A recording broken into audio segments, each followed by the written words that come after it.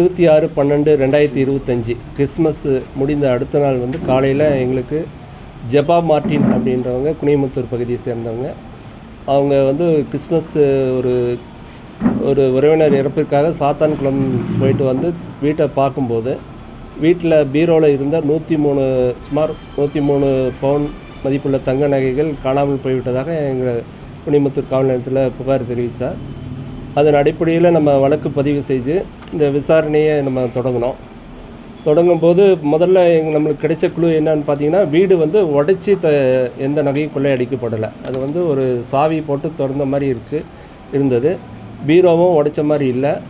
அதனால் எங்களுக்கு வந்து அந்த வீட்டில் வந்து சென்று உறவினர்கள் அல்லது அவங்க தெரிஞ்சவங்க மேலே தான் எங்களுக்கு முதல்ல சந்தேகம் ஏற்பட்டுச்சு. இந்த மாதிரி அஃபென்சஸ்லாம் வழக்கமான அஃபென்சஸில் கதவை உடைச்சி பீரோவை உடைச்சி தான் எடுத்து அந்த திருடு போகும்.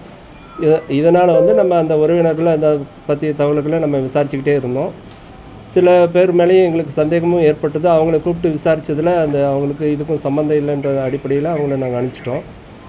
பின்னர் வந்து ஒரு முக்கியமான குழு எங்களுக்கு என்ன கிடைச்சதுன்னா, 2024 இதே குனியமுத்தூர் பகுதியில் ஒரு 2 வழக்குகள் இந்த மாதிரி சாவி போட்டு திருடு போன வழக்குகள் நம்மளுக்கு தெரிய வந்துச்சு. அந்த மாதிரி ரிப்போர்ட் ஆகிருக்கு அப்படின்னு சொல்லி இது இன்னும் கண்டுபிடிக்காமல் இருந்ததுன்றது தெரிய வந்துச்சு.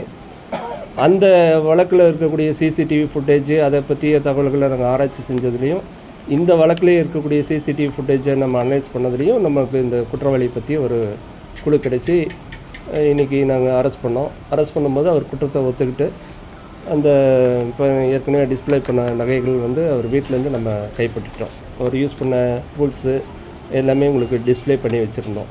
இதுதான் வந்து அவர் குற்றவாளியோட பேர் வந்து கிருஷ்ணமூர்த்தி. அவர் வயசு வந்து 48. இவர் வந்து ராமநாதபுரம் மாவட்டம் உத்தரகோசமங்கை அந்த ஊரை சேர்ந்தவர். இவர் வந்து இப்போ கோயம்புத்தூரில் கண்ணப்ப நகரில் இருக்கார். சங்கனூர் கண்ணப்ப நகரில் வசித்து வர்றாரு. இவருக்கு வந்து ஒரு மனைவி, 2 குழந்தைங்க இருக்குது. ஒரு பையன் பொண்ணு இருக்காங்க. இவரோட தொழில் வந்து ஆக்டிங் டிரைவராக இருக்கார். இதுக்கிடையில் இந்த திருட்டு தொழிலும் செஞ்சிட்ருக்காரு.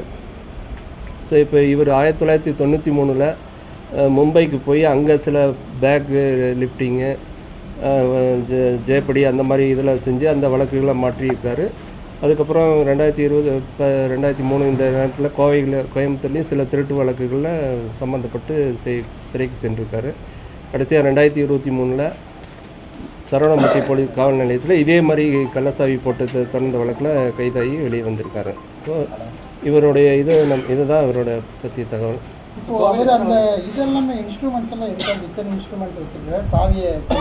அவர் வந்து ஒரு சாவி கொத்து மாதிரி, ஒரு மாஸ்டர் கீ கொத்து மாதிரி வச்சுருக்காரு. இவரோட பழக்கம் எப்படின்னா, அந்த வீடுகளில் இரவு நேரத்தில் வீடுகளில் பூட்டியிருக்க வீடுகளில் போய் இந்த சாவி எதாவது சேருதா அப்படின்னு சொல்லி ஆப்ரேட் பண்ணுவார். இந்த ரம்பத்தை யூஸ் பண்ணி அதுக்கு சில மாற்றங்களை செஞ்சு தேய்ச்சி அதை உள்ளே விட்டு பார்க்கும்போது அந்த வீடு கதவு திறந்துச்சுன்னா இமீடியட்டாக அதை அட்டன் பண்ணி நகைகளை கொள்ளையடிக்கிறது வழக்கமாக வச்சுட்ருக்காரு. இரவு நேரங்களில் தான் பண்ணுறாரு. ட்ரைனிங் இந்த இதில் வச்சு இந்த ரம்பத்தை வச்சு இது பண்ணுறாரு. அதில் தான் அந்த போட்டு பார்க்கும்போது எந்த இடத்துல தேய்க்கணுன்றதை கண்டுபிடிச்சி கரெக்டான இதெல்லாம் செய்கிறாரு.